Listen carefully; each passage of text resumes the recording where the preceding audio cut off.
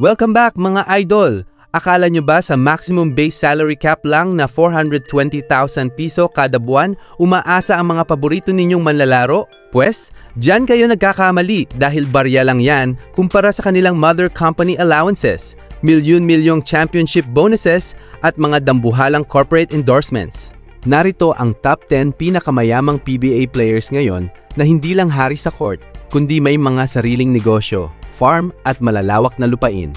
Huwag na nating patagalin pa. Tara at simulan na natin ito.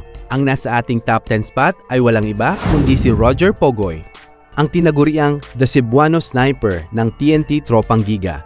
Mayroon siyang estimated annual earnings na umaabot sa 24 milyong piso mula sa kanyang opisyal na kontrata sa liga at kanyang mga personal na corporate endorsements. Si Pogoy ay dating first round draft pick noong 2019 at mabilis na naging haligi ng kumpanya dahil sa kanyang pambihirang two-way efficiency. Pagdating sa laro, kilala si Pogoy sa kanyang pamosong catch-and-shoot three-pointers, matinding depensa sa perimeter at kakayahang umiskor sa mga krusyal na bahagi ng laban. Isa siya sa mga pinagkakatiwalaang shooters ng Gilas Pilipinas na may dugong palaban at nakapapagod na depensa sa court.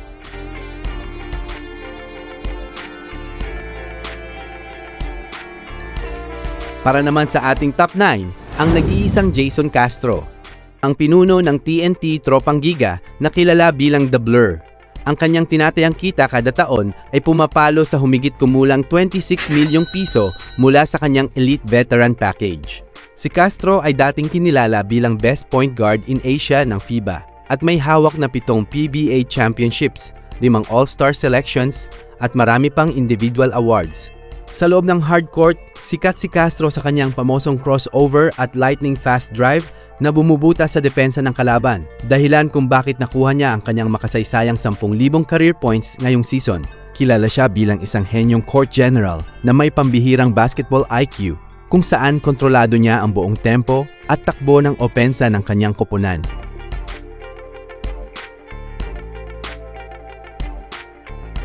Dumiretso naman tayo sa top 8, kung saan nakaupo ang nag-iisang Robert Bolick, ang tinatawag na the clutch guard at pambato ng NLEX Road Warriors.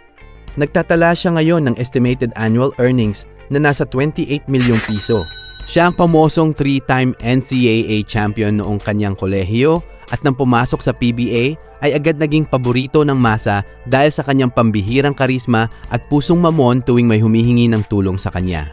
Sa usaping laro, si Bolick ay isang high-octane guard na kilala sa kanyang walang katakot-takot na pagsaksak sa ilalim at pambihirang deep three-pointers na tinitira kahit malayo pa sa linya. Ang kanyang borta at agresibong estilo sa loob ng hardcourt ang dahilan kung bakit napakahirap niyang pigilan tuwing nasa kanya ang bola sa dulo ng laban.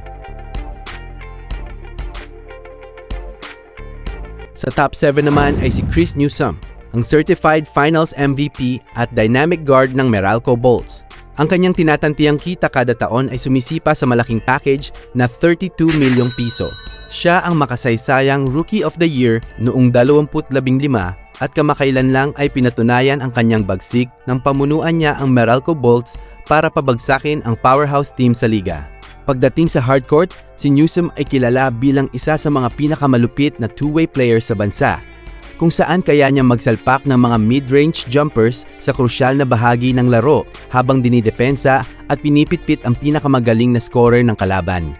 Ang kanyang pambihirang athleticism at lakas ang dahilan kung bakit kaya niyang makipagsabayan sa mga dambuhalang imports sa loob ng court.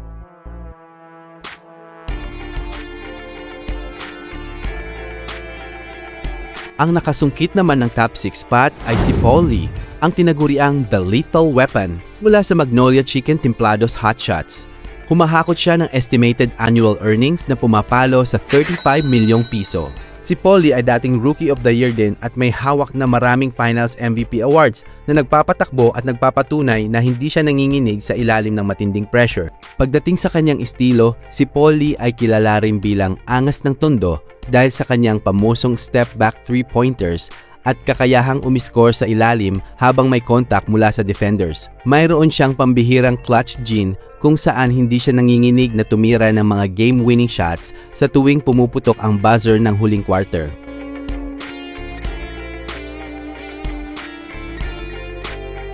Humanda naman kayo sa ating top 5. Papasok na si Scottie Thompson, ang tinaguriang The Triple-Double Machine ng Barangay Ginebra.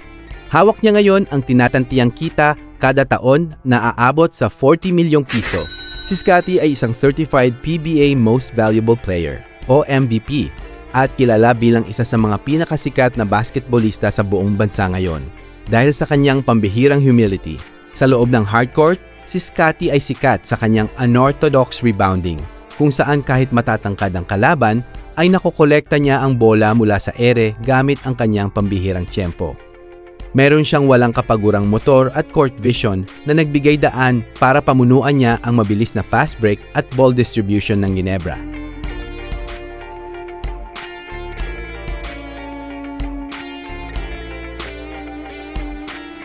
Sumisipan naman sa top 4 spot ang nag-iisang Calvin Abueva, ang walang katakot-takot na tinatawag na The Beast ng Magnolia Hotshots. Pumapalo ang kanyang estimated annual earnings sa kabuuang 43 milyong piso mula sa kanyang mga laro at endorsements. Si Abueva ay kilala sa buong bansa bilang dating Rookie of the Year, Best Player of the Conference at isa sa mga miyembro ng PBA Defensive Team. Sa kanyang paglalaro, si Abueva ay kilala sa kanyang high energy at hustle play, kung saan hindi siya sumusuko sa paghabol ng bola, pag-agaw ng offensive rebounds, at pagbibigay ng matinding pisikal na depensa. Ang kanyang tapang at intimidation tactics sa loob ng court ang pangunahing dahilan kung bakit nasisira niya ang konsentrasyon at laro ng kanyang mga binabantayan. Pasok naman sa ating top 3 si Marcio Lassiter, ang sharpshooter ng San Miguel Beermen na tinaguriang Super Marcio. Ang kanyang tinatantiyang kita kada taon ay nagre-rehistro sa humigit kumulang 45 milyong piso. Si Marcio ay produkto ng pamosong Original Gilas 1.0 program. At ngayong season, opisyal na niyang naagaw ang corona bilang all-time 3-point king ng buong kasaysayan ng PBA. Sa kanyang laro, kilala si Marcio sa kanyang deadly catch-and-shoot mechanism. Kapag naiwan mo siyang bakante sa labas ng arko, asahan mong automatikong swish at puntos agad ito dahil sa kanyang perpektong forma at pambihirang accuracy sa pagpapakawala ng tres sa buong karera niya.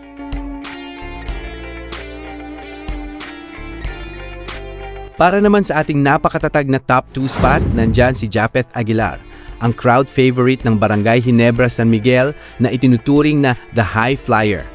Nakasungkit siya ng estimated annual earnings na nagkakahalaga ng 60 milyong piso.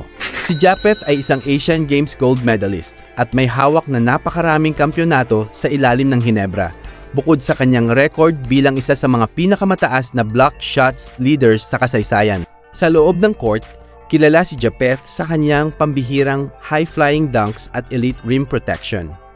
Siya ang pangunahing depensa sa ilalim ng ring, kung saan kilala siya sa kanyang pamosong mga volleyball blocks na nagpapatalsik sa bola ng kalaban habang nagpapasiklab sa never say die spirit ng mga tagahanga ng Ginebra.